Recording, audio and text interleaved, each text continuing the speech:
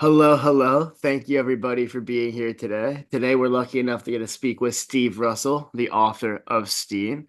And first and foremost, just hats off to you. I think you did an incredible job writing a story that was both gripping but also strangely endearing. I found that with everything falling apart, there was that sliver of hope throughout. And even with Raphael, the partner you had throughout the story, I was so sucked into at times what felt like the absurd, but at other times I knew how realistic it could have been. As somebody who lives in London, it was cool to get to explore the city in a new light as well. So really just great book. It was a great time reading through it. Thank you so much. I appreciate your kind words and the time you took to read it and get to grips with it, and to Steve as well for championing it and finding it in the first place to get us to this point today where we're all talking about it. So thank you both for giving it a go, and for the readers who are watching this, thank you for reading. I hope you enjoyed it too. It was a real. There's loads of books that we feature in boxes that this happens with, where I'll find it. I'll be like, "This is brilliant." There's not a box coming up soon that we can feature it in, or it's not the right fit right now, or something. And it's probably my favorite part of the job is when we finally get one in that I've been championing or that I found. And Steen could have been written just for me. It was perfect, exactly the kind of thing that I like to read. Oh, dude, I know there's a lot of people who share those kind of tastes. So there's so many things that I want to hear you ramble on about. But I'll start with the non-spoilery ones. sure. And just start off with how much. I've got the feeling that you've done a lot of research going into this, and I know that any book that deals with demons and angels has already raised a bunch of questions about itself that need to be answered. I feel like the story done a really great job of that. So tell me a little bit about the setup and the research that you've done for Steen going into it. Sure. I mean, that's one of the things that a lot of people have sort of talked to me about it in reviews. You can see it on Amazon and stuff, and in person, is the research and how grounded it feels in regards to that. Because I was raised Christian. I don't believe in it now personally. My mom's still Catholic. She's Filipino and she's Catholic, so it's pretty hardcore. But I have a respect for the faith, and from a point of it being a story, I just find it so captivating to look at it through that specific lens of like, okay, I'm going to objectively remove belief and look at it simply as a story instead, and Yeah. how that works in the parables and the metaphors and the messages of what it wants to share and spread and whatnot. But more so, the things that always cut through to me was that sort of like the spirituality side of it, the concepts of heaven and hell, and everything that exists in between. Because I don't know if you guys have ever sort of like done research of like, what does a real angel look like? Dude, Oh it's yeah. not. Oh man, have you seen the covers of my books, man? Yeah, no, so I'm saying like Yeah. they're certainly far from just like the androgynous, beautiful human beings or human-alike beings with the wings and the halos. Like one of them has like 9 eyes and they're circles Yeah. within circles, constantly rotating. It's metal as heck, is what it is. I remember, I caught myself. It's metal as heck. I love it. And I just fell down because I've always loved supernatural stuff. I'm a big horror hound. And like that started with like Buffy, Supernatural way back in the day. And really, I can thank my mom. I was sick off of school one time, and she permitted me to watch. It was the original Night of the Living Dead. I don't know why. I must have been like 9 or 10, way too young. But man, that left the best kind of impression on me. I was just absolutely hooked. Um, but when it came to the research for this, I wanted to approach it in such a way where I took the sort of brushstrokes of what is known in pop culture, just the real sort of Mhm. obvious pillars of what demonology is to people, that sort of cut through things like Buffy. Um, but research them in a more grounded way of how does this relate to the original stories? How does this work if we were to try and apply this in a more sort of grounded reality? People have mentioned Hellblazer, Constantine. That was absolutely an influence for me as Oh well. yeah. I'm a big fan of that character and his stories. But when it came to this, I was reading grimoires. I was watching stuff online for like there was so can I do a spoiler this early, or is that Oh okay? Or yeah, yeah. Oh If you're yeah. watching the Yeah. interview If and you've you okay. not haven't read read the the book, book, man. go back and watch and go back and read the book. So Yeah. Yeah. Go read the book and then come listen to this. that's it. So the entity that Steen is chasing is not just a demon, it's a demon king called Vine. Mhm. And there are invocations and stuff that you can watch online, some people doing, and the grimoire details of the sigils and the processes of summoning and what they might look like. There's some really, really subtle things. So like Vine can be depicted, I believe it was a as a lion riding on top of a horse, right? Which is Uh, absurd. You talk about the absurd here, right? uh, Absolutely. Like it's got crazy. How do you come up with this stuff? Like it's amazing, but like it's crazy. But I took that, I ran with it, and early on in the book, when Steen is having trouble falling asleep, he sort of thinks he hears what sounds like a bestial roar, and that was just sort of very loosely touching on that sort of imagery of him being a vine, being mhm. a lion. And then, is it a car? Is it not? Where is this thin line of reality and hyper reality with religion? How are we falling in between those two realms, and how can we balance this as he gets more and more down the rabbit hole and discovering him? Because things like power and a name, that's why they had to discover who he was in order to isolate, to know how to banish and know how to placate to him. Obviously, there's some artistic liberties in order to make the narrative work because everything has to service the story first and foremost. So even though the research is done, it's not wholesale one to one. You have to make stuff work. But I had a great respect for the lore. Yeah, if not the stories themselves, it's not like I sat down and redid Bible studies or anything like that, but I certainly Yeah. sat down and I was poring over grimoires, poring over pages, going to demonology sites. Some of the research made my girlfriend very uncomfortable, and I Yeah. was only allowed to do it when she was not in the house, and this was before our son as well. So, and thankfully, he's not yet hit the stage of like just appearing at our bedside in the middle of the night. So we're not at that stage of creepiness just yet with the demon research, but I love it, and it's no surprise. Steen is, especially this month, and thanks to you guys, it's doing so well right now. I'm so proud of it. I'm so happy. And there's more Steen to come. So I can't wait to get back to researching and going back into those minds and discovering new stories, exploring new parts of London, and seeing what happens with the core characters where we left them at the end of the book and where it propels to them to next. Yeah. Because I just wanted to add to that because that's also real. I think one of the things that stood out to Steen for me was how accessible it was as somebody who was not raised in any specific way and who has no actual persuasion when it comes to religion. Um, I didn't feel like I needed some sort of background to follow along and to get it. Like it was all very clear, and I think, like you said, like take liberties, make the story. And I think you did a great job balancing it because there's always like I think when you look at the cover, when I see the little star, there's a little hesitation on my end. But then once you actually start reading, like, oh, okay, that's self-inflicted, and I think it's nice to have that balance with it. Yeah, absolutely. I mean, the design of the cover, there was so much back and forth of it with me and my cover designer, who is a great guy called Tim Barber of Dissect Designs. Um, but he was very open and we had so much. I love, like, I'm just going to hold it up here as well. The logo looks so good. Like the name of Mm. Steen, how he did that, I think it looks great.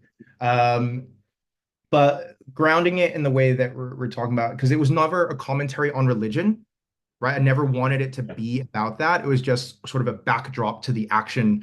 Religion acts as Yeah. the entry point to the demonology, to the angelology.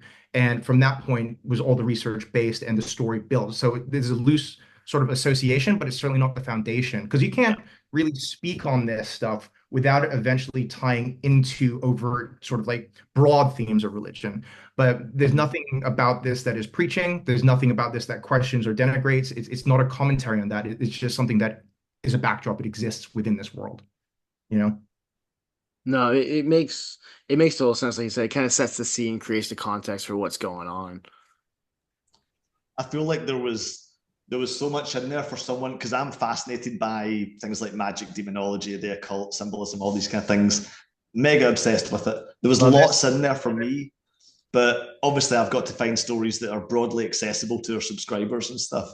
And I felt like if you didn't have any background, like Ryan was saying, if you didn't have any background in any of that stuff, it was still more about the characters and the story and the plot and everything. It was more of a thriller and a mystery, like supernatural detective, and also God between him and Raph, however you meant to pronounce it, obviously Raphael. The relationship between them, I felt like reminded me of Good Omens sometimes in a way, with them almost Yeah, being on yeah, I like, see that. I can see that for sure. yeah, I like that. Oh, it was great, man. I love that. So I had to ask, I wrote this down at the time. I don't know if you're much of a graphic novels guy or a comics guy. Are you familiar with Why the Last Man? Yes, yes, I am with York. Yes.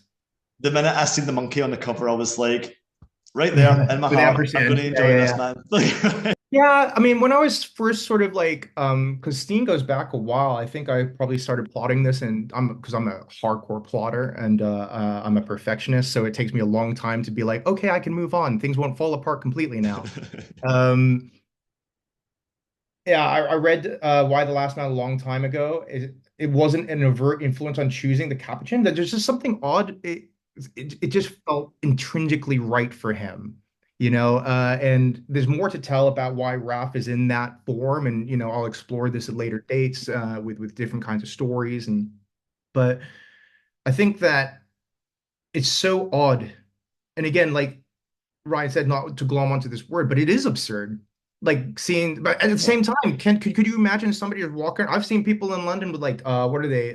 Ferrets, and Oh, stuff yeah. Yeah, like that. man, London's a weird place. Yeah, is that any odder than a capuchin? I mean, somewhat, I suppose, but like, and then leaning within the narrative of like, oh, he's my therapy capuchin, and then everyone, okay, cool, yeah, I get that. That makes sense. It's 2024, of course. Of course, it's a therapy capuchin. Why wouldn't it be? Um, and then just has to play the monkey act is great for an archangel, no less. Like it's Yeah. amazing.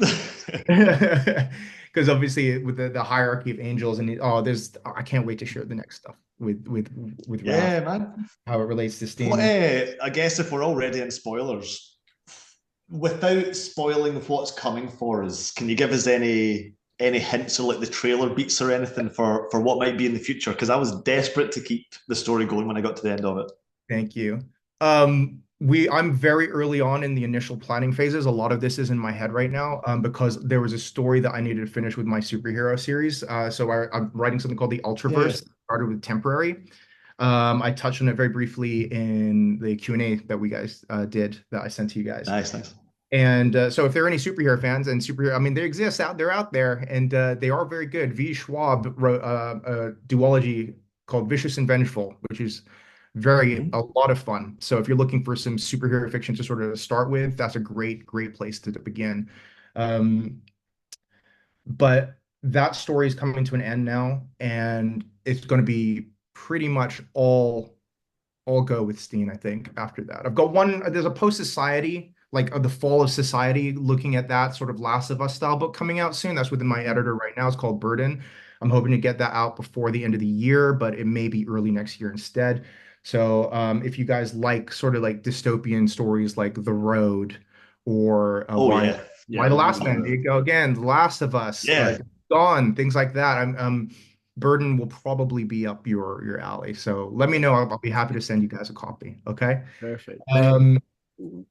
but with Steen, the touchstone right now, the one that, and this may change because I went with a demon that was so clever. I really wanted to sort of, for Steen, for this first one with Vine. He's an elegant demon who has grand plans, and it wasn't about world domination. It was, it was about using London as the entry point to then go and take the world over, but through Mhm.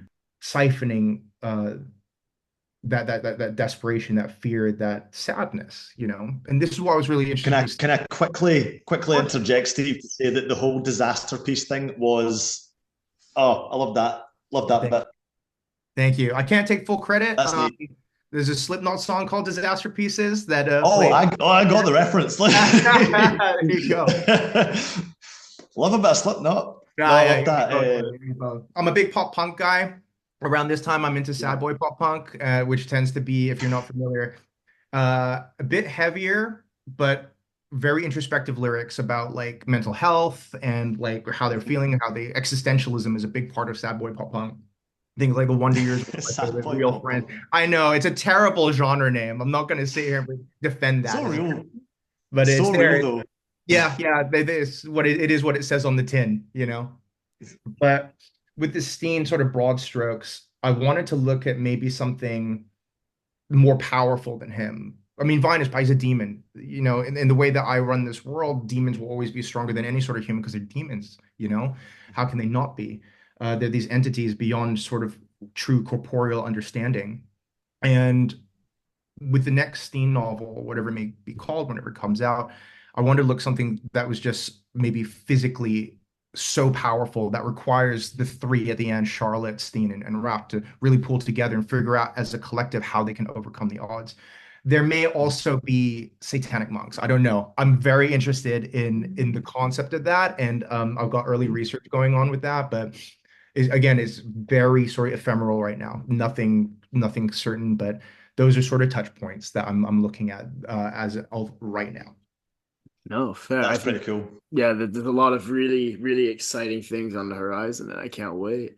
I think I want to kind of pivot to one of the things that really stood out about Steen was the relationships and how unique they were. Because you have Steen's relationship with his parents, specifically his mom. You have Steen's relationship with his ex, and I apologize, I forget her name. It's been a minute since I've read the story. Um, and just kind of the dynamic between everyone. And then obviously you have Steen and Raph. And how did you kind of go about that in terms of because this isn't your everyday kind of situation. This is very unique and kind of all fronts there.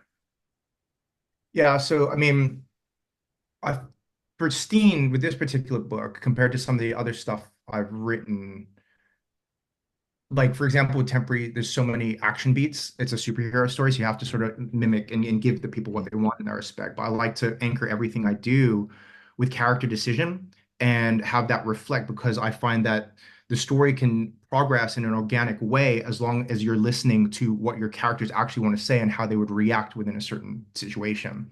So one of the major things for me throughout my process is trying to be as true as I can to reality. Like, how would this look? Like, this is a hyper reality, but that doesn't mean that they have to act like, for example, and what I'm about to say, I do have a fondness for this, um, the genre, but anime.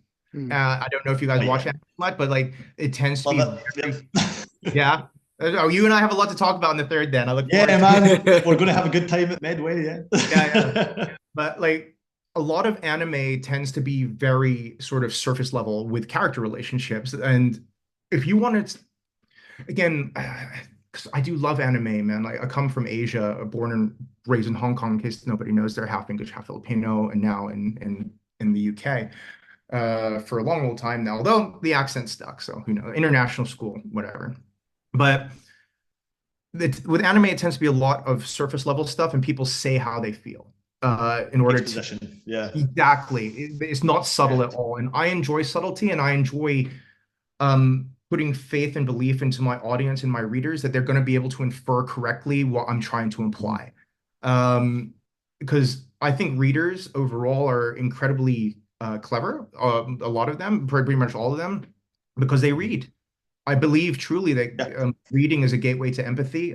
My son is a big reader. I'm using this as a real leveling for him with eventually be comic books. But like Yeah. reading really introduces those first steps of empathy and understanding how other people feel. And it would be a disservice, I think, to sort of like have a complicated relationship like the one that exists between Steen and his ex, April, with her new partner, Batista, um, and not sort of look at the complications and complexity of that in a real grounded way, because she knows.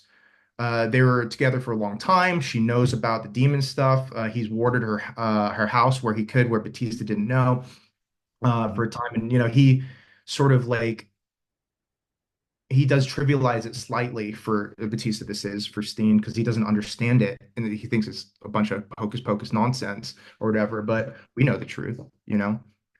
And when it came to really sort of exploring these relationships, it was just about being honest. It was just about looking at delving into past relationships with myself, the mistakes, the successes, reliving and being like, how would I try and do this differently in a conversation and from a more mature standpoint? And some points, because Steen isn't particularly mature, embracing that level of that too, and that's why he's got the monkey on his back here, trying to guide him in the best way whilst being as sarcastic as possible, of course, and not giving him an easy run by any stretch. But the relationship between Raph and Steen is almost odd couple, and Yeah. Steen has a lot of sort of one of the main themes I wanted to explore this was male depression and depression as a Yeah. whole, but like Steen is depressed. He's very depressed, is my take on how I was writing him. And it was a way for me to sort of explore mental illness and mental health and my mental health at the same time, and using that as a way to like, again, it's not about preaching, it's just about sort of that representation of it. Like if he's Yeah. having panic attacks, or if he's doesn't know how to navigate a situation, and he's got that guiding light in Raphael, but the grander picture here is why. How did those two come together? And eventually that will be explored, as I keep teasing. Sorry. But It, it's also nice because I think the signs or symptoms of depression for Steen kind of you can kind of see it throughout, whether it be just the general like state of his house, like of his home, or like the lack of him eating, or the alcohol, or like the constant kind of flashbacks to his childhood and his parents. It's not like I think it was a good like not rendition. It was a good a summarization almost of kind of that, because you got to see it, and you got to see it in a way where you can kind of see the big picture at the same time. yeah, I mean, the thing with some mental health representation that I've sort of seen here and there, not naming names, of course, is I wanted it to ground it and be a component of it, just like the religion, but without it necessarily being the main driving factor. Because I Mhm. didn't want to Yep. romanticize it in any way. It just needed to be a part of him, Yeah. a part of him that he's still Mhm. trying to figure out, even if he's now got the help of Raph and by the end, Charlotte trying to guide him a little bit. Because one of my personal favorite parts of this, not if I may be so bold, of course, they go to Glory Heath Church, they're looking for a Hail Mary. Charlotte appears, and he walks away thinking that nobody heard and nobody listened. At the very moment, you have a dramatic reveal of a priest here in the vicar Charlotte character, and it's just like, well, dummy, if you weren't so in your own head about this, maybe you'd realize there has perhaps been some little divine nudge to help you out and along the way here to get you where you need to be, to get you where you need to go, you know? Yeah, I always love like depictions of the divine as being like completely minimal force, like way less like whereas demons are showy and Mm, dramatic and love to make a big scene and things like that. The divine is always just in the background. I think it stays very true to life.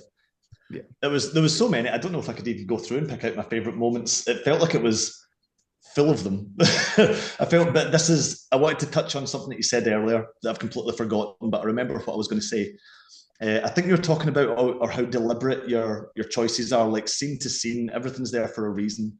When I'm looking for books, what I'm looking for is an author who lets me know that I can trust them really early on in the process, and I can usually trust an author or feel like I can kind of put my time and my attention in their hands and be told a good story when I see them making really deliberate decisions, like deliberate stylistic choices, things that have obviously been thought over and mulled over, and then deliberately done as part of the creative process. When I see someone doing that, I'm like, right, they've thought about this. This isn't just stream of consciousness that I'm following along with. This is, I think I know you said you're a real planner. I got the impression that you were a real planner. The story, everything that happened had a reason to happen. It was a direct result of what had happened before it. It evolved properly. How long did it take you to learn to do that? Like, have you written most of your life? Did you go into this like with a lot of? I know you wrote your superhero stories, obviously. But like how? I don't even know what I'm ready to ask here. I just wanted to tell you that I thought it was really cool. Thank you, man. I mean, firstly, thank you so much. That's some of the highest praise I've maybe ever received in terms of my writing style. So thank you. That really means the world. Welcome, Um, man. I am like I am by no means a fast writer, right? And I hear you from if we may just take a step back here to talk about sort of indie publishing as a whole and the different approaches to it. Yeah, Like you have rapid releasers, you have people that really bang out books really fast in order to try and ride the algorithm and stuff like that. And this is getting in the weeds of it. That's not me because I don't want to. I don't want to ever release anything that's a disservice to myself, a disservice to my writing, and certainly not a disservice to the readers. I want to treat them with the respect they deserve. And as you rightly said, man, like you hit the nail on the head here. Like to sit down and read a book is akin to like watching a full Netflix series. It can, depending on average reading speed, 6 to 10 hours. for a 300 Yeah. to 400 page book, so that's a lot of time to ask of someone. And so to be told that, you have faith in me because of how I was able to write and tell this story, thank you. It really does mean so You're much. welcome, man. I mean, I've got notebooks full, scribble. It looks like the rambling mutterings of an insane man. How I plot, plan, and scribble stuff out. And like when I go back and I go through a couple of iterations from plotting the broad beats, and then I will go back after letting it rest. I tend to say I let it rest like a good steak, and then I come back to it. Um, for the carnivores out there, of course, I don't know a vegetarian Yep. food, but like you come back to it, and then you have to start being incredibly critical from the off. If there's anything ever inorganic or unnatural about a scene progression or a character beat, it will tell you. Your story will tell you, and it's Mhm. just down to you as the author to really listen to it and be willing to cull what needs to be cut, no matter how much you love it. Like I always think Yeah. it'd be so interesting. Like I see stuff like for movies, for video games, for all sorts of like the documentation of the behind the scenes process. And for writing, it's one of those very unshared elements is the behind the scene process. I talk about stuff in Oh my yeah. newsletter from time to time, which you can sign up for at stevetendo.com. That's a plug. So go ahead, jump there right Nice. now. Have to open another tab so you can still listen to us and go sign up there. But I talk about the process in there as well as some sort of like life updates in here just to connect with my readers a little bit more. But I share the process in a very open way about the pitfalls and where I am and if I'm struggling or if there's been great progression. But I studied film and TV at university, and I majored the Mhm. equivalent of majoring in this country because I studied in London. Until where I live now, I live in Kent now, but I've always been a Greater Londoner, which is why I put so much of my love and the affinity I have for Greater London into this book. And not all of it, not all of it. There's some elements in it that would be like the towns that you only want to go to get out of, naming no names. Yes. And and the people that are in there, like I grew up as a teenager. I was 13 when I came here, so it was kind of a rough transition period for me. And like that element is absolutely in Steen. He just happens to be a Canuck, a Canadian, Mhm. whereas I was born and raised in Hong Kong. And but trying to share that same sort of cultural clash where you never feel like you quite fit in adulthood, it's less egregious, but certainly as a teenager in 13, 14, through that, it was tough times. But Mhm. so I hope that anybody who might be going through something can get and relate with Steen and hopefully helps in some small way. Yeah. But my plotting and my planning it's meticulous, and I'm very harsh with myself. I'm very much my own worst critic. I can send it to editors, and they can send back like, "This isn't as good," or "This is a bit confusing." It's like, I knew it. I knew it was bad. Now it's time to fix it. But It's just going in with this mindset of, okay, as long as there are words on the page, there's something that can be fixed. As long as you're honest with yourself, your process, the characters, and there's a lot of plates to spin here, man. So like I tend to sit in stuff for quite a long time before really feeling okay, that's done. And I'm a firm believer that art, it's never completed, it's just abandoned at the best stage that you can Mhm. leave, you know? I think Word. it's telling. It's telling when you're no, it's telling when you're your own harshest critic. I think it's always, it's always good to hold yourself to a high standard because then I think everything else kind of flows from it. And I think again, one of the things that made Steen stand out was just how real it felt from all sides. That being said, I hate saying this. We have about 80 seconds left before Zoom My cuts us. God, Yeah, no, already? we have flown through this.